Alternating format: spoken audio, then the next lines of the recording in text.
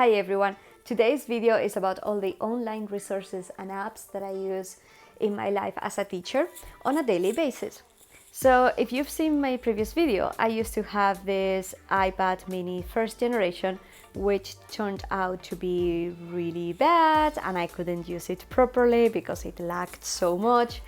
So I decided to stop using it and I bought an iPad 6th generation, which has been a life changer. Not only do I use my iPad for work, I also use it for my free time. I have a pair of AirPods, I have a mouse, and I bought this keyboard on Amazon, which helps me type when I'm using different apps. Okay, so let's talk about how I use this iPad.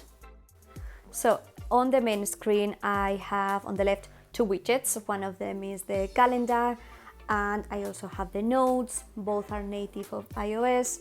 And on the right, I have all the apps. The good thing about iOS 15, which is coming out in September, is that you can mix everything, widgets and apps all together, which could be handy. Both the calendar and the notes are synchronized with my iPhone, so I can see both things at the same time in both devices. And yeah, let's talk about all the apps. And let's talk about the first one, which is Kahoot. You might be familiar with this one because it's been so handy this year. And well, basically you have to create a study set of vocabulary or grammar, and your students will be able to study those sets, okay, with quizzes, as you can see here, or with flashcards. All your students need is a link that you can send via message or email, and they can access all the study sets and they can decide what to do with them. Do they want to use the flashcards? Do they want to quiz themselves? It's very handy. Also, the fact that it's so colorful, it's perfect for children. But it doesn't mean that you can use it with adults. I mean, I use it with in my group of adults and they love it as well. As you can see, this creates a quiz that they can play themselves, and it shows the correct answer that you have previously created on the set. I drew the cover of this study set, and as you can see, I'm not an artist at all. You can use this in the class as well, so make sure that all your students have a device. They will have to log in by using that pin that will come up on the screen. So they go on that page, they type the code, they all go into a quiz game, and it's very addictive and very fun. The second one I want to show you is Quizlet.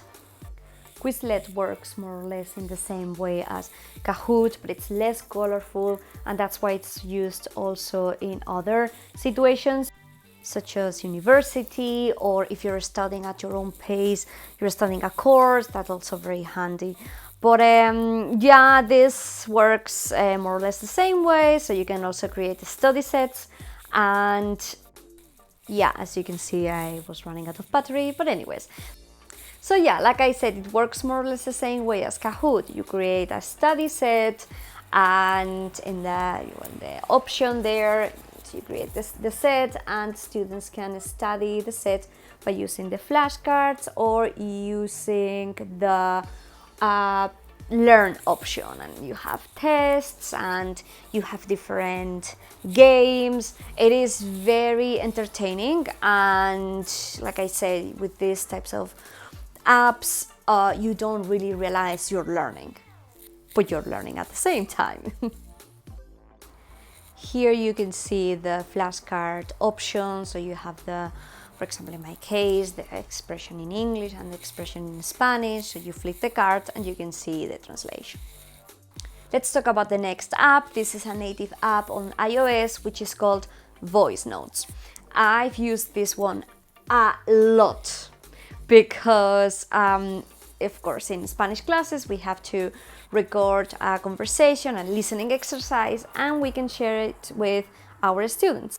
All we have to do is to go on the sharing section, and you can send it via AirDrop, email, Gmail, you can copy it, and well, yeah, students receive that audio as a track and they can listen to it from any device. It doesn't have to be iOS. Let's go to the next one, which is not an app, it's a web page, and it's called Easy Test Maker. I found this one off Pinterest, and it's basically, it creates a test with different options. So the test can include multiple choice, true or false, matching exercises, essay questions, fill in the blanks, so good. Let's move on to Duolingo, which is a language learning app, and you can use it in the classroom or it can be very useful for self-learning. The next app is Zoom. I use it on a daily basis for online classes and meetings. You can share documents, you can video call, and you can type. The next app is called GoodNotes. This one is very useful if you want to transition from traditional note-taking to technological note-taking.